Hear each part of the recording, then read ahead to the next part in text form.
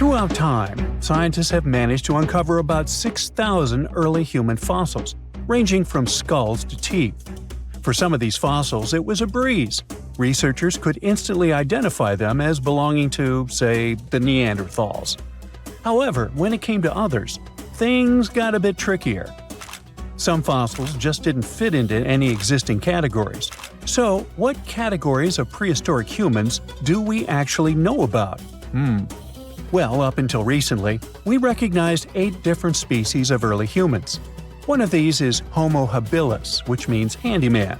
You'll recall that Homo is Latin for human.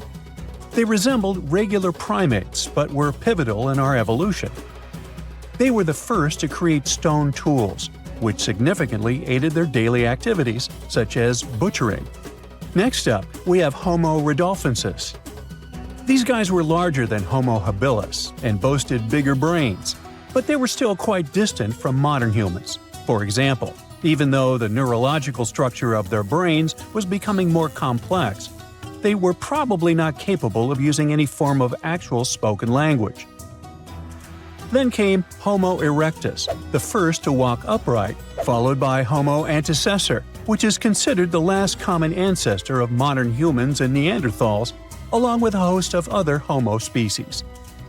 Meanwhile, we're still piecing together the story of the enigmatic Denisovans. Our knowledge of Homo naledi is pretty limited too, since it was only discovered in 2013, and it is species number 8. Interestingly, Naledi means star in the Sotho language because they were found in a cave called Rising Star. Scientists were taken aback by them. Everything suggested they were around 2 million years old. But after closer examination and some tests, it turns out that the Naledi species is much younger, between 236 and 335,000 years old. Their hands were adapted to making tools, yet no tools have been found nearby. Long story short, they're a puzzling species, and there's still so much more to learn about them. So even though today we have only one human species on our planet, Homo sapiens, we continue to discover ancient species that are long gone. Now you might wonder why researchers study these extinct species. The truth is, they need this knowledge to piece together the intricate narrative of our prehistoric past.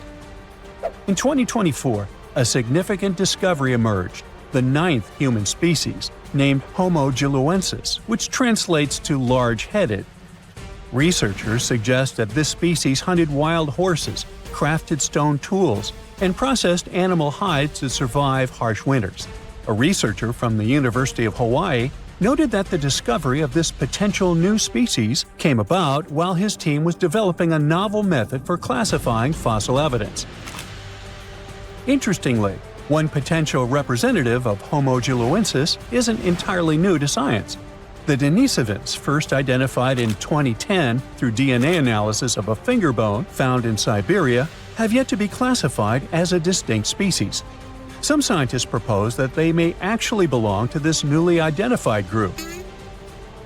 These big-headed individuals could help shed light on the long-standing mysteries surrounding these hominin fossils, which have puzzled researchers due to their mixed characteristics of Homo erectus and Homo sapiens. You see, sometimes it's tough to call a spade when you don't even know what a spade looks like. You get the idea? Many unsolved mysteries linger, simply because scientists haven't had this crucial, big-headed piece of the puzzle. So theoretically, we modern humans could also be considered a bit of Homoiluencis. You don't believe me? Well, watch this. We need to consider 2 key facts for this equation. First, there are the Denisovans, a group we might refer to as Homoiluencis from a scientific perspective. Yeah, this is just a theory proposed by some researchers, but let's roll with it for now and pretend it's a fact. Second, it's important to know that the Denisovans interbred with the ancestors of modern-day Melanesians. These folks inhabit areas ranging from New Guinea to the Fiji Islands and carry between 4 and 6% Denisovan DNA. Now, you might not personally have those genes, unless you've been tested, of course, but the key takeaway here is that there are modern humans today who share genetic links with the Denisovans, or Homoiluencis, or big heads if you prefer. Now, that all sounds pretty plausible, Let's unpack step by step how it happened. Researchers have uncovered this type of ancient human, known as the Denisovans, based on skeletal remains found in Siberia. These ancient humans coexisted and interbred with modern humans, adding yet another layer to our understanding of human evolution. Named after the Siberian caves where their fossils were discovered, the Denisovans are believed to have roamed widely across Eurasia. Evidence indicates that the Denisovans lived alongside Neanderthals and interacted with early Homo sapiens, possibly around 50,000 years ago. A team of scientists successfully sequenced a complete genome from these ancient hominins using nuclear DNA extracted from a finger bone. This discovery reveals that at least 4 distinct human groups existed during the time when anatomically modern humans began migrating out of Africa. Alongside modern humans and Neanderthals, we now have to consider the Denisovans and another small human species from Indonesia, often referred to as the hobbit, when discussing our evolutionary history. One intriguing question that arises is why Denisovan genes are predominantly found in modern Melanesians, yet absent from other Eurasian populations. Remember that 4 to 6%? One hypothesis suggests that interactions between the Denisovans and early modern humans were limited and brief, especially as humans migrated throughout Southeast Asia into Melanesia. Scientists speculate that only a small number of the Denisovans may have interbred with a larger group of modern humans. This could explain how the Denisovan genes made their way into the gene pool despite the likelihood of infrequent encounters. Anyway, the more scientists dig into our past, the more fascinating things they uncover about our ancestors. Take Neanderthals, for example. Did you know these guys were responsible for creating the very first piece of art ever? I had no idea. But a 2018 study of ancient cave art in Spain revealed what are now considered the oldest known artistic creations. We used to think Neanderthals lacked the cognitive skills needed for art, but it turns out they were actual art pioneers. Not only did they create art, but they also seem to have invented hashtags thousands of years before Chris Messina did it in 2007. Right, I'm kidding, but you'll soon get why I mention hashtags. The artworks found in several caves in Spain include simple hand stencils, a ladder-like drawing, and various other markings. Until recently, these prehistoric pieces were believed to have been made by early humans. But new testing methods suggest they're much older than we thought. Above all, the earliest recognized Neanderthal artwork, which looks like a hashtag, was discovered in Gibraltar back in 2014. To determine the age of these artworks, scientists employed advanced dating techniques using eHarmony and Match.com. Oops, wait a minute, wrong dating techniques. They actually used uranium and thorium radioisotopes instead of the traditional carbon dating. Once the necessary tests were completed, they confirmed the art was approximately 65,000 years old, 15,000 years older than the previously oldest known art from Indonesia. At that time, the only species around were Neanderthals, so it's safe to say they were behind these creations. Modern humans didn't arrive in Spain until about 20,000 years later. Hey, it was a long commute. That rules them out as the hashtag creators. The hand stencil was likely created intentionally, with the artist preparing the pigment and applying it over their hand. Plus, the caves also contain a collection of painted seashells that are an astonishing 115,000 years old. Some of these shells have been drilled, suggesting they might have been used as jewelry. Some specialists argue that the fact Neanderthals created art hints that they might have also had some form of spoken language. So maybe it's time we fully embrace Neanderthals as part of our lineage. They're humans too, just a different branch of our family tree. While these findings are intriguing, some experts remain skeptical about the new dating methods, claiming they're not entirely convinced. Hey, what do you think? Share your thoughts in the comments. Whoa, there could have been more human species throughout history than we used to think. In one place in East China, Hualongdong, Scientists found the remains of a human who lived around 300,000 years ago. They found a jawbone and parts of the skull. They carefully studied these bones to compare them with the bones of other ancient and modern humans. The remains themselves weren't that unusual. We know our human family is really diverse and has been around for millions of years. You know our ancient relative called Australopithecus, right? These fellas lived in different parts of Africa, and they were known for walking on two legs, just like modern humans. But their brains and some other parts of their bodies made them more similar to apes. Their teeth are a good example of how they were like a mix of apes and modern humans. Their canine teeth were smaller than those of apes, but their back teeth were still larger than ours. There were different types of them. You can recognize some Paranthropus because of their big jaws and teeth. One of the most famous fossils of Australopithecus is Lucy, a lady that's about 3.2 million years old. She was found in Ethiopia. So, we know that our family got pretty big from that point, or probably even before it. But it's always great to welcome some new members, which seemed to be the case with this new discovery. Some parts of these bones look similar to the bones of ancient humans, while other parts look more like the bones modern humans have. For example, the person whose bones they found didn't have a real chin.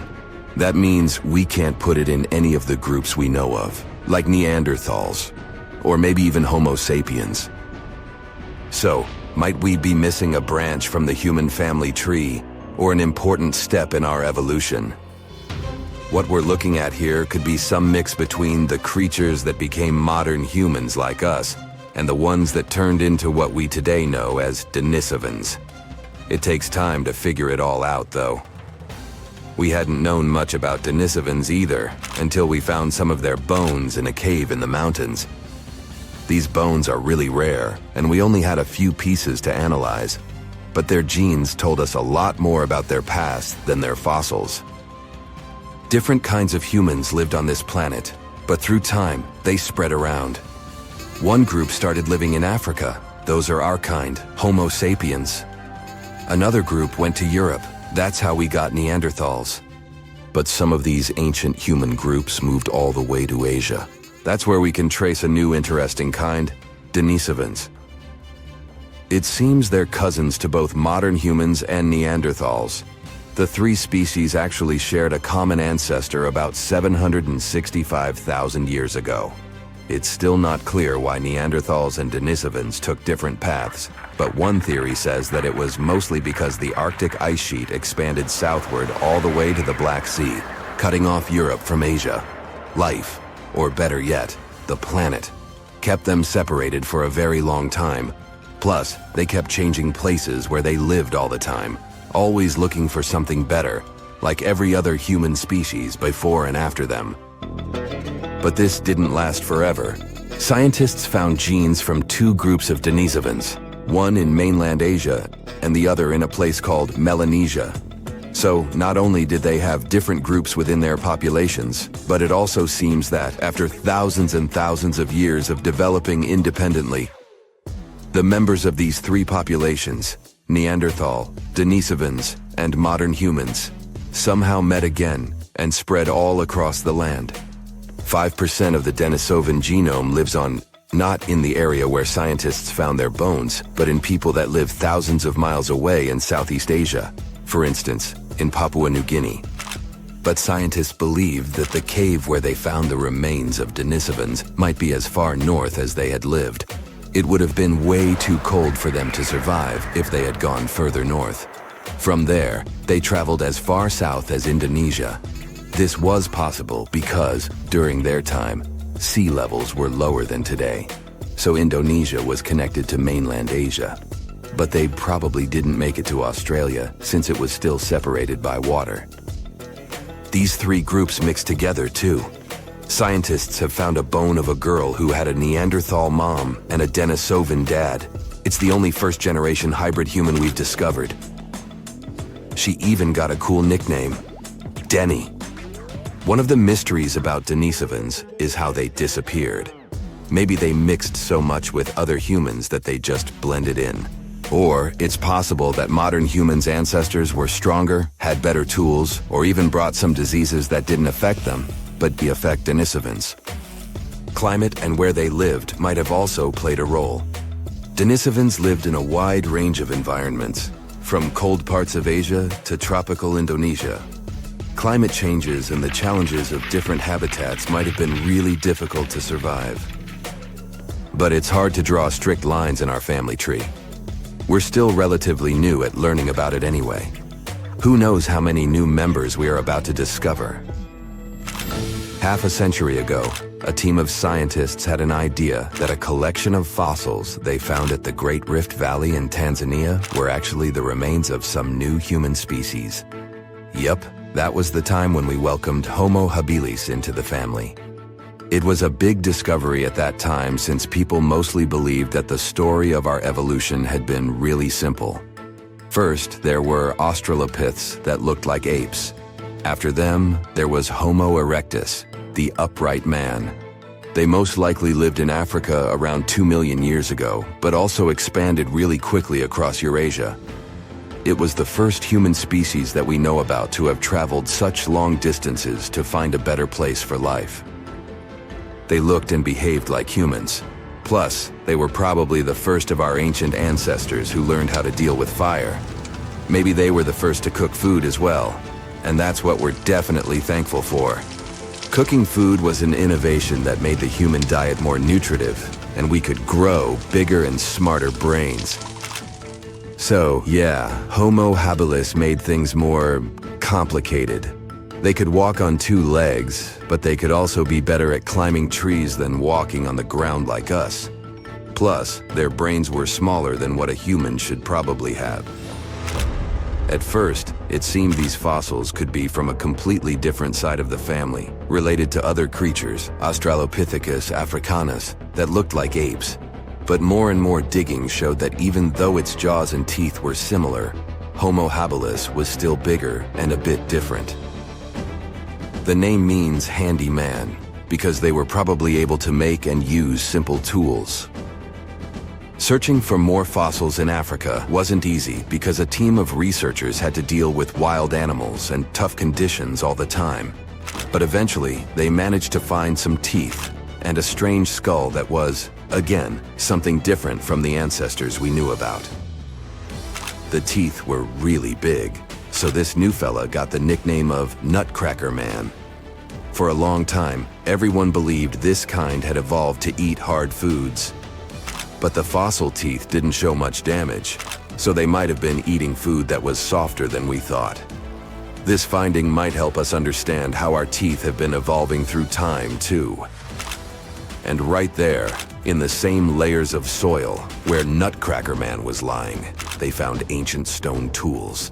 At first they thought those had belonged to Nutcracker, but as they kept digging, they found more fossils that didn't match Nutcracker Man. It means that someone else must be the real tool maker. But that's another story for another time. What if 99% of humanity disappeared? First off, we're talking about a massive reduction in people, leaving only 80 million humans on the entire planet. But hey, don't panic just yet. Let's see how this wild ride would unfold. Imagine bustling cities turned into ghost towns, empty highways and quiet neighborhoods. It'd be like a never-ending vacation for those left behind. Of course, there'd be some challenges to tackle, like whoops, untended gas mains causing fires, and those abandoned chemical storage facilities and industrial plants might create some pollution. Oh, and let's not forget about abandoned nuclear power plants. Wild animals would be more free, and poor domestic cattle and sheep would struggle in cold northern climates. To make things worse, stored gasoline wouldn't last long because it's not so great at staying stable. Let's get to the silver lining. With only 80 million people, there would be plenty of resources. Organizing and salvaging whatever's left would be totally doable, especially in smaller countries like Belgium. They'd probably have a, "Hey, we got this" attitude. They'd have just around 120,000 folks left, all within a couple of hours' drive from each other. That is, of course, if this remaining 1% of the world's population is scattered around the planet equally based on countries' populations before this event happened.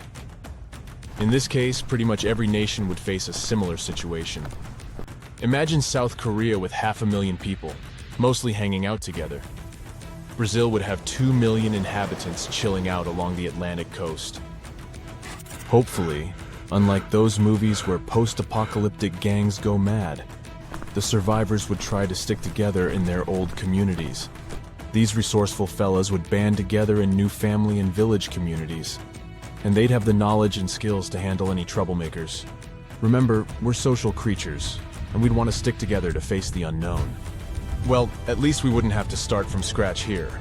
We'd have a major advantage. All the knowledge accumulated by humanity would still be with us. If we had electricity and internet available, we would be okay. So, would we re-industrialize? Yeah, we would. We'd have tools and machines still lying around, giving us a head start. Sure, renewable energy might be tricky at first, and we might have to rely on fossil fuels like coal, but we're resourceful, and we'd find a way to make it work. Plus, we'd have some brilliant minds with critical skills who'd step up to the challenge. This type of stuff kind of happened in real life. Think of the historical collapse events. They made an epic comeback that spanned centuries. Back in the 14th century, a plague struck and claimed the lives of up to half of all Europeans. The Middle East was also impacted, with around 1/10 of the global population succumbing to the disease. Surprisingly, this devastating event had little negative impact on Europe's technological and economic progress. And 2 centuries later, the population eventually rebounded to how it was before. 2 other instances of collapse are that of Rome and the Bronze Age. Both brought down impressive civilizations that had enjoyed technological advancements and economic prosperity and engaged in international trade. The Bronze Age collapse occurred between 1200 and 1150 BCE, leading to the fall of Mycenaean Greece and Hittite civilizations, and the weakening of Egyptian and Assyrian civilizations. To this day, historians remain uncertain about the exact reasons behind this collapse.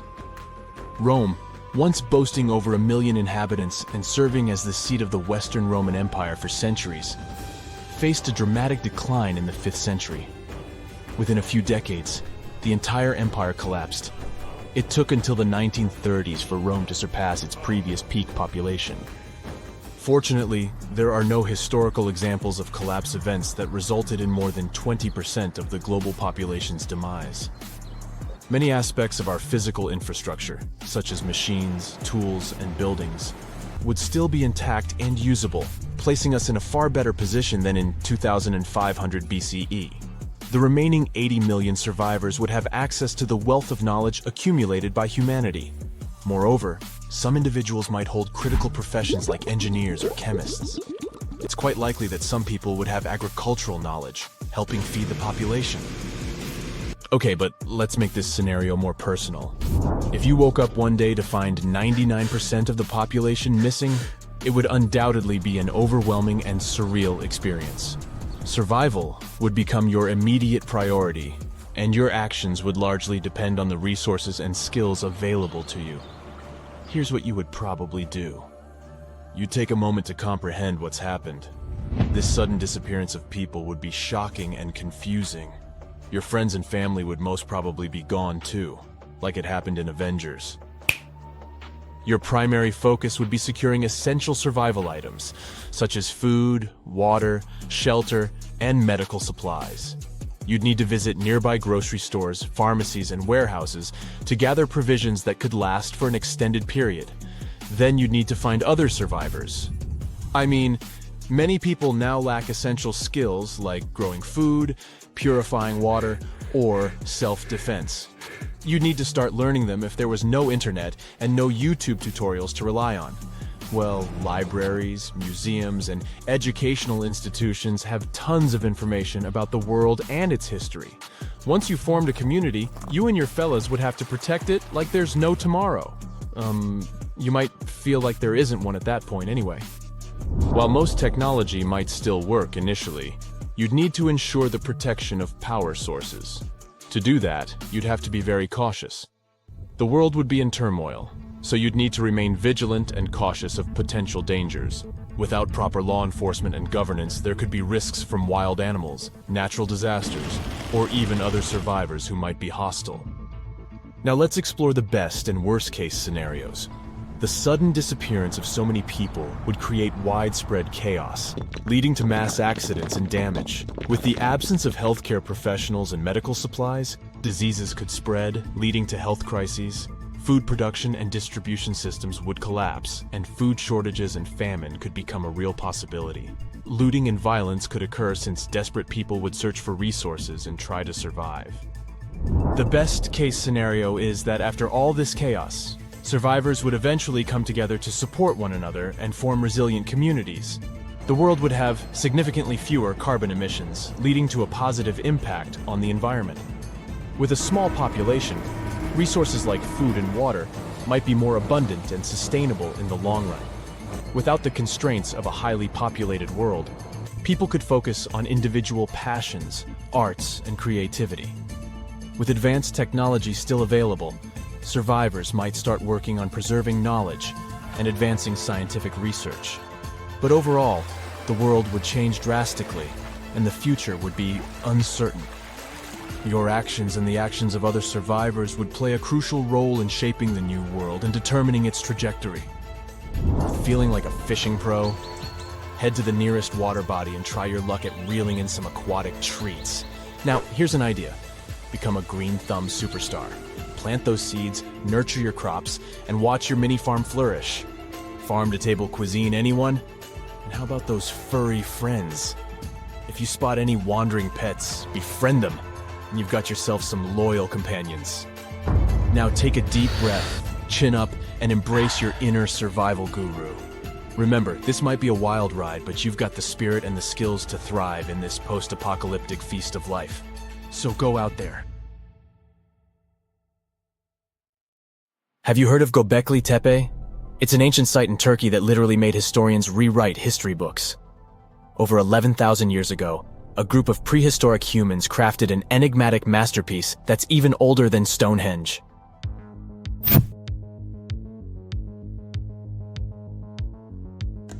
Before its discovery, archaeologists believed that people didn't know about iron and weren't good at making pottery. They were sure that settled life only emerged with the need for agriculture. But Gobekli Tepe changed this belief.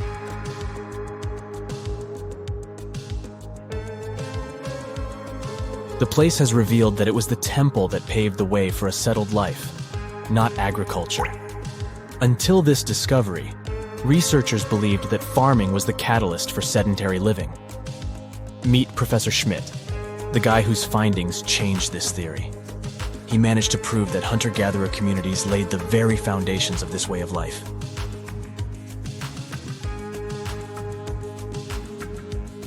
Back in the 1960s, other archaeologists visited the area, but they totally missed the mark. While surveying the region, they stumbled upon a hill with scattered limestone slabs and concluded it was just an old burial ground from medieval times. Little did they know that there was so much more to uncover.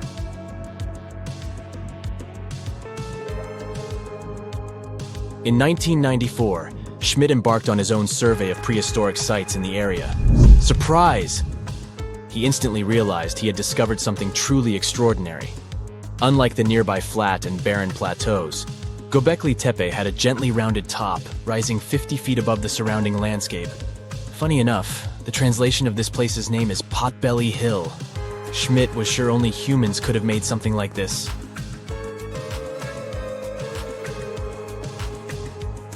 Those broken limestone pieces that were mistaken for gravestones turned out to be way more exciting. It was like stumbling upon a hidden treasure. The pieces took on a whole new meaning, and Schmidt with his team was about to dive into the secrets waiting beneath the surface. To their surprise, they found no traces of a settlement. No hearths for cooking, no houses, and none of those adorable clay figurines commonly found in nearby sites of similar age. However, they uncovered that those ancient people used tools like stone hammers. So, Schmidt and his team put their heads together and took a wild guess at the age of Gobekli Tepe's stone structures. Their estimation got backed up by some limited carbon dating done right at the site. The ancient vibes of this place were finally starting to make sense. It was like a puzzle slowly coming together.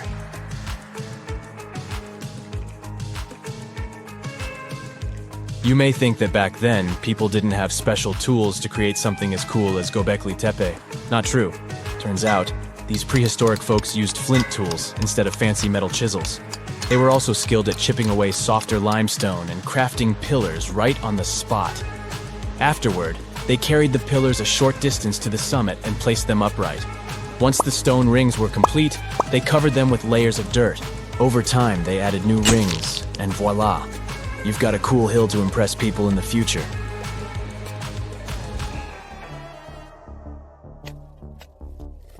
During their first year of excavation, the team went through 15,000 pieces of animal bones from wild creatures. These people didn't have pet animals or grow their own food. They hunted wild animals for their meals. But things were about to change, because the place had everything they needed to start farming. Scientists say they had wild sheep and wild grains that could be domesticated. And guess what? Just 20 miles away, geneticists found evidence of the world's oldest domesticated strains of wheat at a prehistoric village.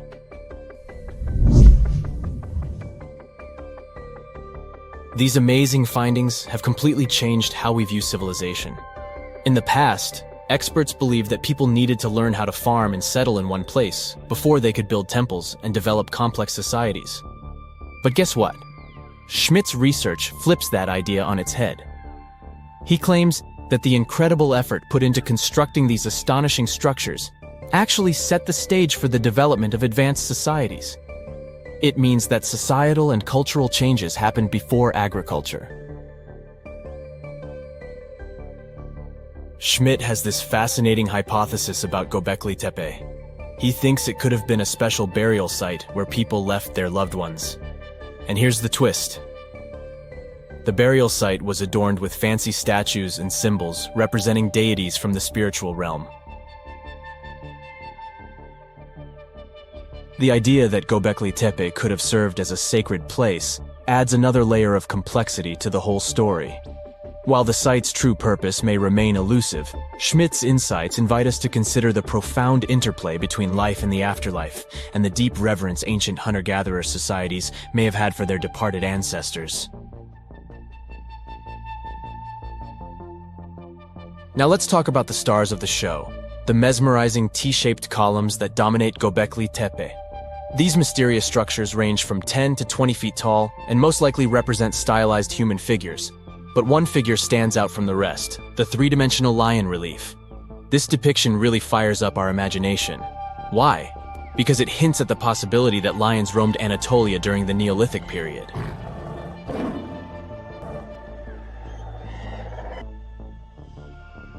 These standing stones are arranged in circles and placed in rectangular pits. Each circle has a similar setup. Two big T-shaped pillars in the center, surrounded by slightly smaller ones facing inward. Talk about a stylish arrangement. These towering pillars reach a whopping 16 feet and weigh between 7 and 10 tons. Some pillars are plain and simple, while others are like works of art with intricate carvings. Foxes, scorpions, and vultures come to life, crawling and twisting on the pillars' sides. But it's not just animals depicted on these stones. Some pillars have abstract shapes representing humans, and even small carvings of clothing items. Some of them even have belts. Now, there's one pillar that stands out from the rest like a rock star. This super old stone pillar suggests that a comet crashed into Earth. It happened during a chilly period that lasted about 1,000 years. Previous studies examining Greenland ice cores hinted at this comet theory, but now the carvings at Gobekli Tepe prove it right.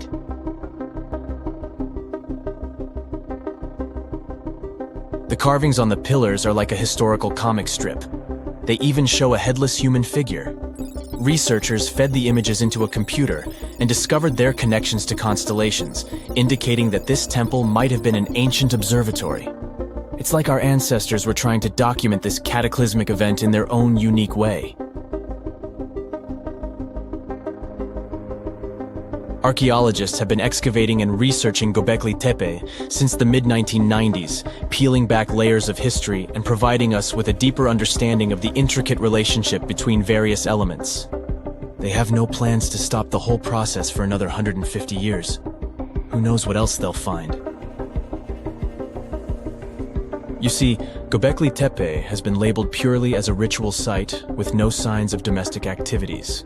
We were led to believe that the absence of water meant it couldn't support semi-sedentary communities. But scientists believe it's time to shake things up and approach Gobekli Tepe with fresh eyes. It's time to question what we believed before and use new evidence and different ways of thinking. Like, there might have been a group of people living in the area who didn't stay in one place all the time. They moved around a bit but still had their own civilization, living in the area semi-sedentarily. Gobekli Tepe is not just home to a single temple, but an astounding collection of over 20 ancient structures. As archaeologists delve into the depths of this wonder, they are unraveling its unique layout, featuring two prominent focal points at the heart of each establishment, complemented by smaller structures and dividing walls. What's even crazier is that in this area, there are over 200 obelisks, which are narrow tapering monuments. Hey there, curious history buffs. Have you heard the legend of the ancient race of giants of Nevada? Yes, I'm talking about actual giants that allegedly lived thousands of years ago. Now I know what you're thinking. Giants, really? Well, archaeological finds add fuel to this debate too. And here's where it gets interesting.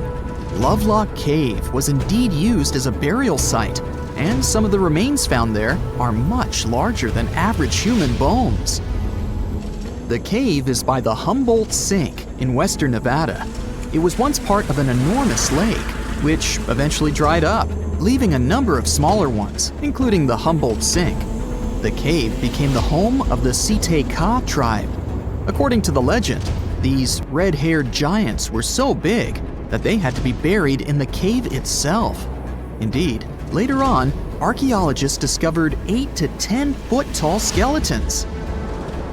This legend started to unfold when a mining engineer named John T. Reed talked to the locals in 1886.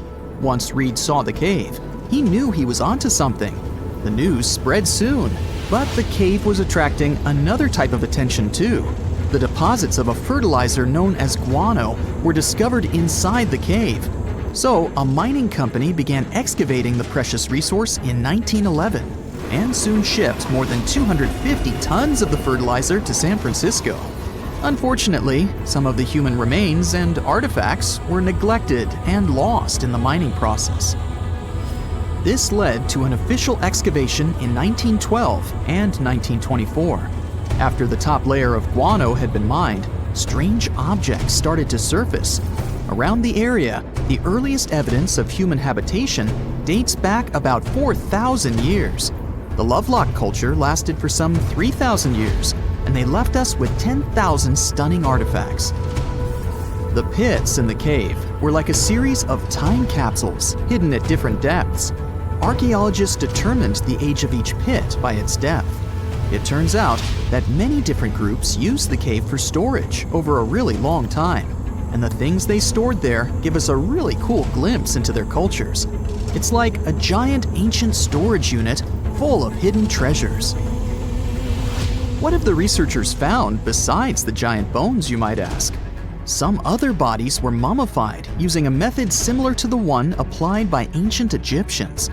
These remains also had something in common with the bodies discovered as far south as Lake Titicaca. Both mummies had some red hair. Yet, there are scientists who believe this reddish hue is the result of the interaction with the environment in which the bodies stayed.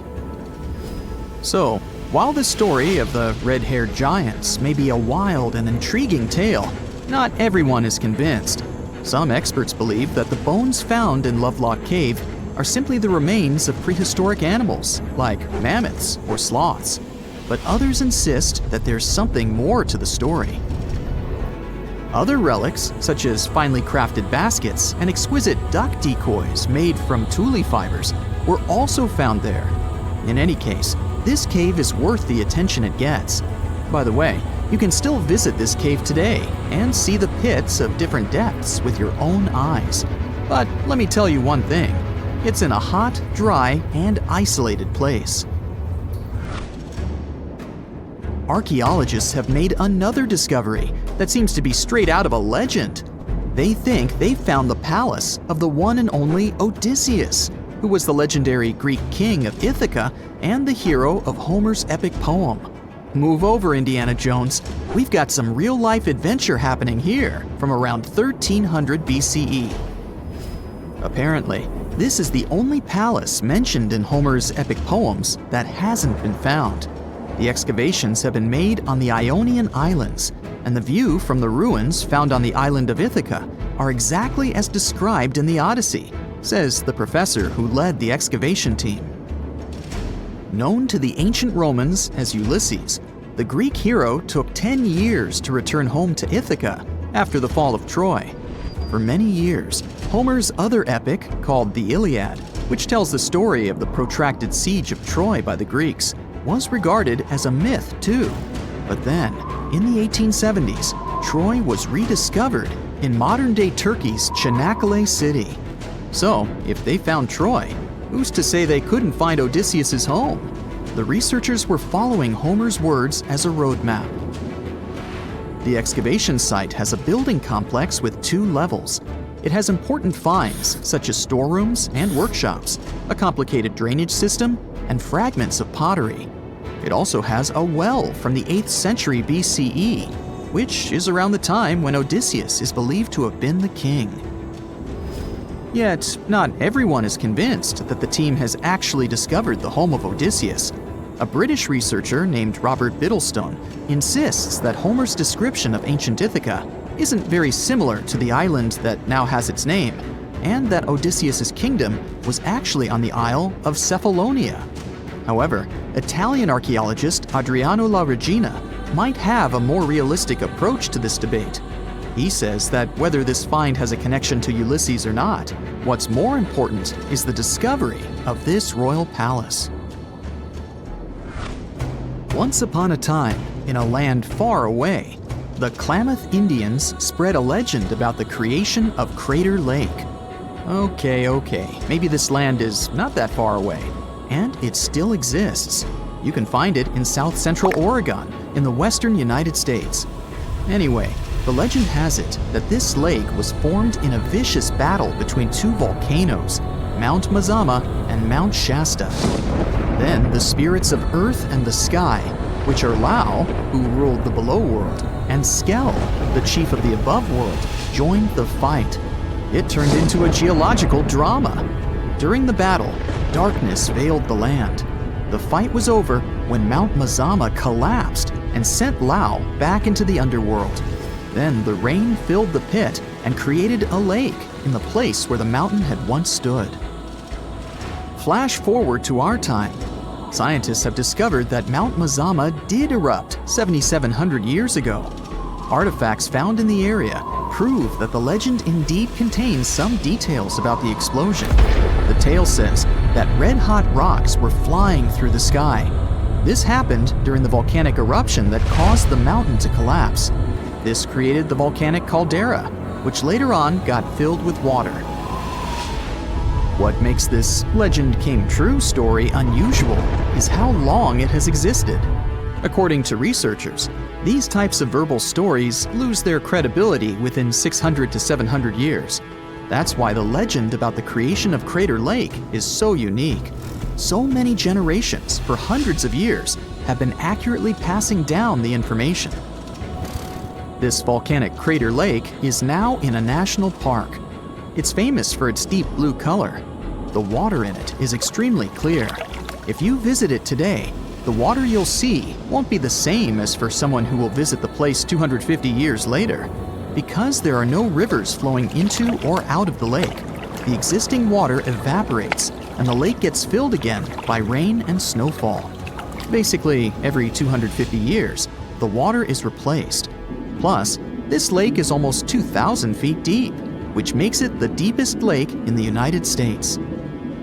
Swimming is okay in the lake, but there's only one legal and safe trail to get to the shore. There are other activities, such as fishing and boat tours. Shared human experiences, such as birth, marriage, and aging, may explain why certain tales are shared globally. Similar struggles and obstacles faced by humans around the world generate similar themes in traditional stories about love, parenting, and mortality. So, do you have legends or tales you've heard of from your grandparents? Who knows? Maybe your ancestors too witnessed a cool historical event. Good day, Brightsiders. My name is Tom, and today let's pretend it's year 2003. The place? Indonesia, the island of Flores. A group of scientists found a mysterious cave in the green jungle. They went inside and discovered some primitive tools like sharpened stones. The researchers understood that this place was home to our distant ancestors hundreds of thousands of years ago.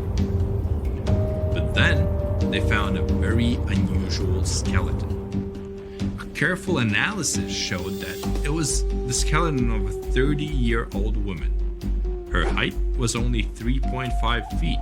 It's just above the waist of a grown-up person. That day, scientists discovered an unknown human ancestor. They called this species Homo floresiensis, or simply the hobbit. More and more scientists arrived at the cave and carried out detailed excavations.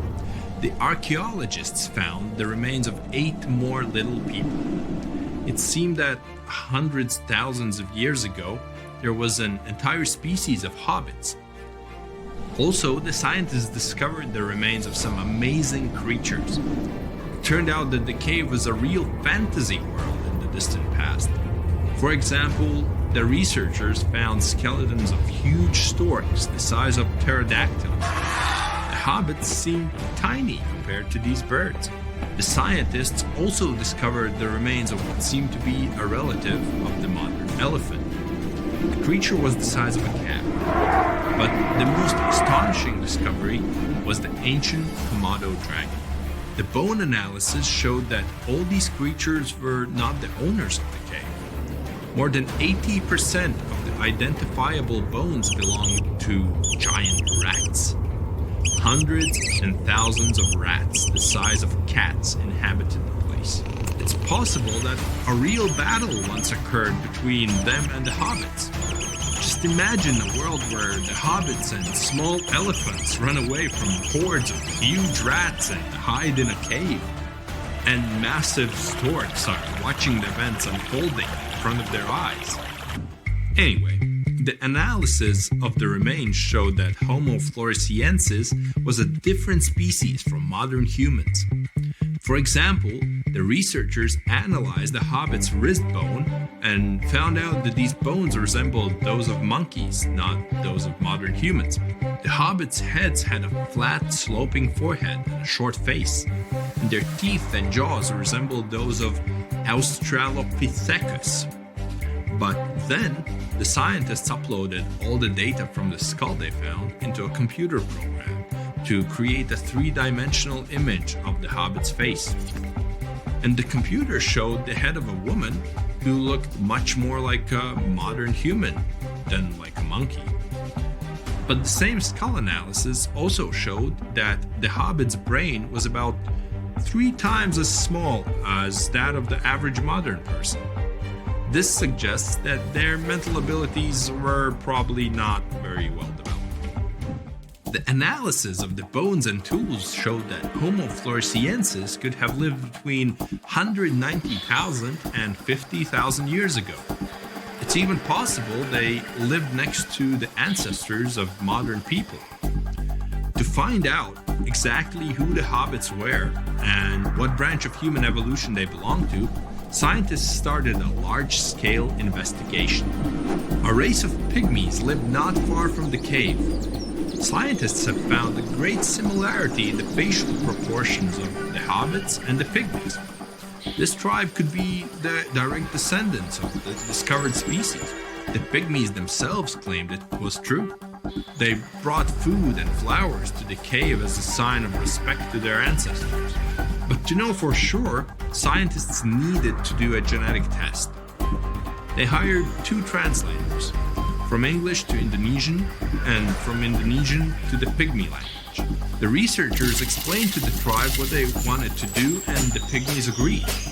They showed sincere enthusiasm because they were also very interested in their history. The scientists took saliva samples from 32 volunteers. All they had to do was compare them with the DNA of the hobbits.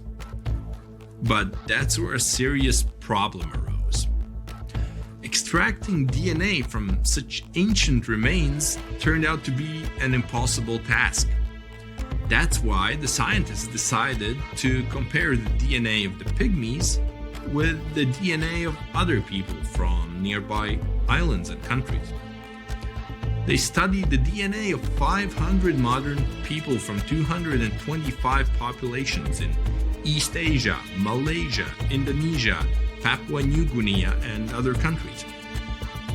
The researchers wanted to find matches and differences between the Pygmies' DNA and the DNA of the surrounding tribes. They also analyzed the history of the people from these areas and their migration patterns.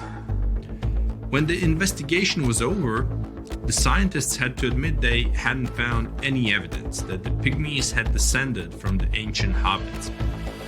Homo floresiensis is likely a totally separate species, and its role in the development of modern humans is still unknown.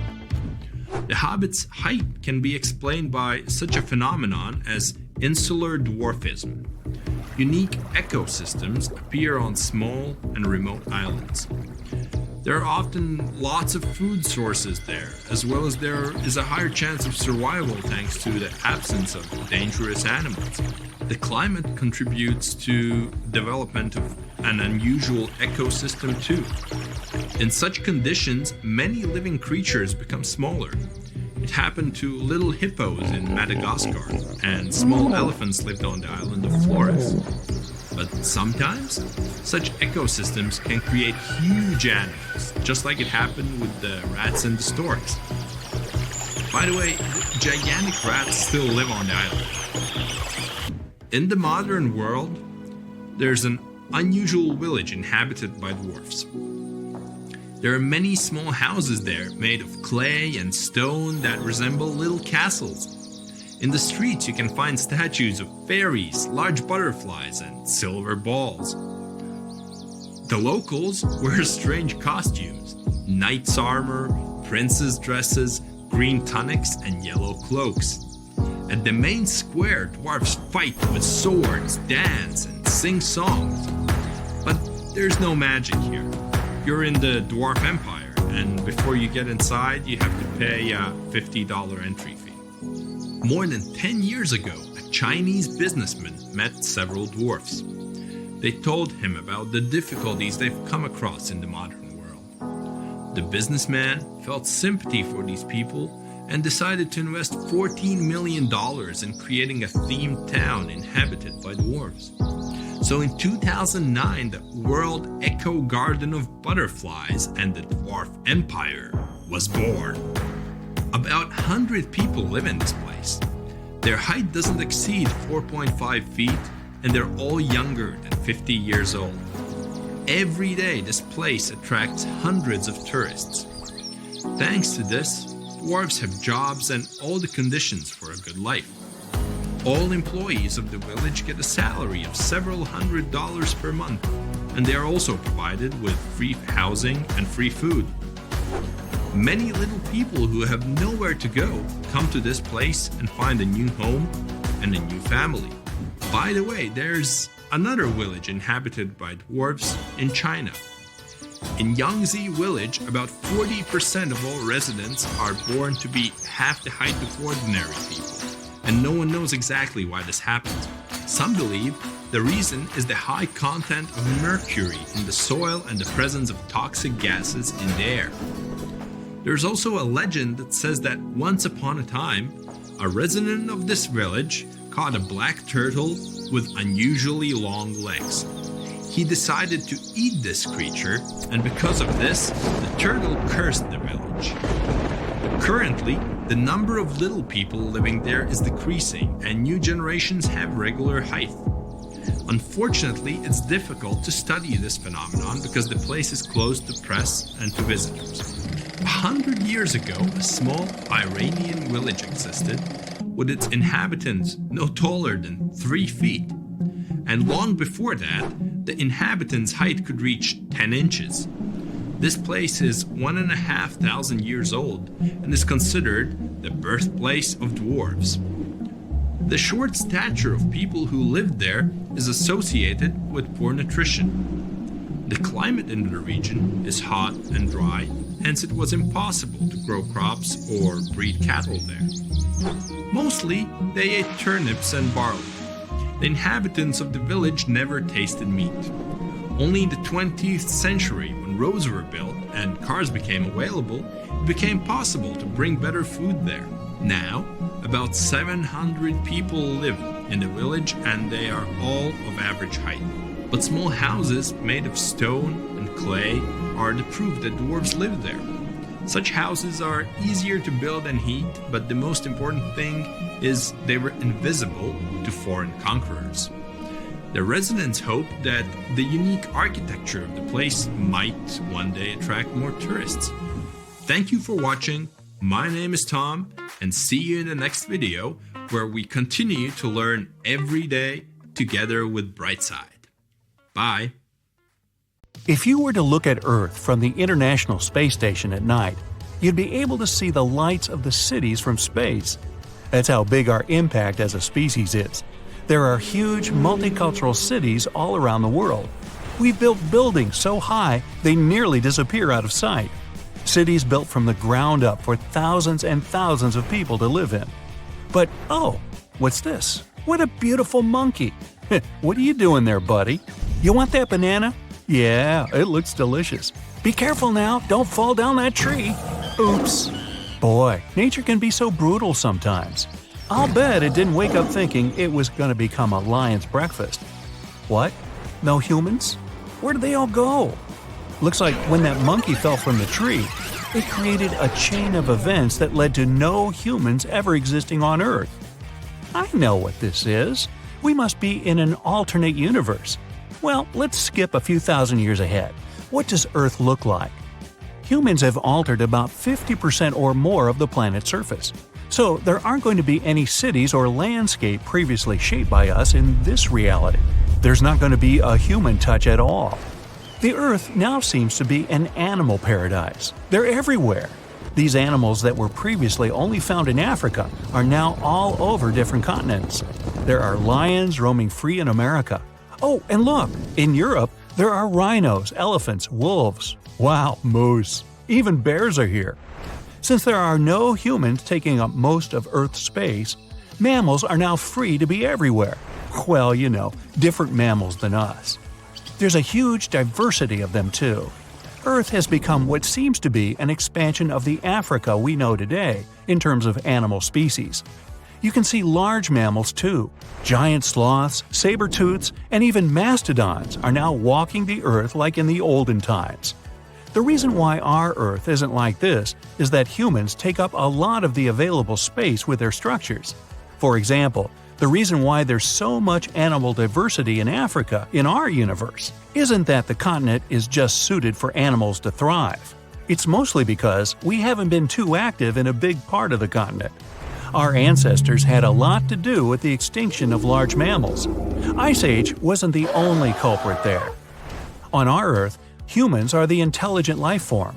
How about on this planet? As you might know, natural selection is what guides evolution. This, combined with random mutations we can observe in some species, suggests that even without humans on Earth, there's a chance for intelligent life to develop. So, primates are now the dominant life form, or maybe the meerkats evolved into a dominant species. The climate on this Earth is also cooler than ours. That's because there are no greenhouse gases. According to NASA, the current Earth warming trend is likely the result of human activity since the 1950s. This means the increased levels of greenhouse gases in the atmosphere are the reason why our planet warms up. Greenhouse gases are called like this because, just like a greenhouse, they trap the heat. They let sunlight pass through the atmosphere, but the heat it brings doesn't leave our atmosphere because of them. They're a good thing because otherwise life on Earth wouldn't even be possible. But because now they're too abundant, it causes the planet to warm more than it should. Now, let's go back to our alternate Earth. In the water, the Great Barrier Reef in Australia is still fully intact. And it's still the largest coral reef system there is, as well as the biggest living organism on the planet, just like ours. This new Earth is also full of trees, and lush ones at that. Greenery everywhere. All sorts of trees exist and are home to all the different animals on the planet. And since there's no deforestation, the planet's lungs, the Amazon rainforest, is able to thrive and is looking more alive and vibrant than ever. But say, what if humans were to show up on this Earth right now? Maybe this year, or the year before? They certainly wouldn't be the dominant species immediately, and would probably struggle at the very beginning. The evolution and learning process would be a slow one until they find themselves at the top. They have to adapt to their new home. This would be like traveling to around 130,000 years ago in our reality, to a place where modern humans, or Homo sapiens, had just shown up. Humans back then weren't new. The only new thing about them was that they evolved into Homo sapiens. It wasn't like we were dropped off from a spaceship onto Earth or anything like that. But in this alternative reality, that's exactly what happened. A bunch of humans were dropped from the sky on Earth. Now, they must learn everything from the ground up. They need to figure out how to survive and thrive in their new environment.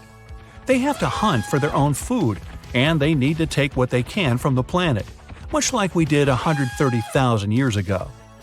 These new humans are nomads. They can't settle in one exact place because they need to explore and understand their surroundings, just like the animals that surround them. As their groups become larger, they split into smaller ones to find new places suited to build their homes, or even a place where survival might be easier. Since it's been a while that they've arrived on this new Earth, they've done some exploring and found themselves more comfortable in their new setting. Their tools are better developed, and home-like structures, like huts, finally start appearing.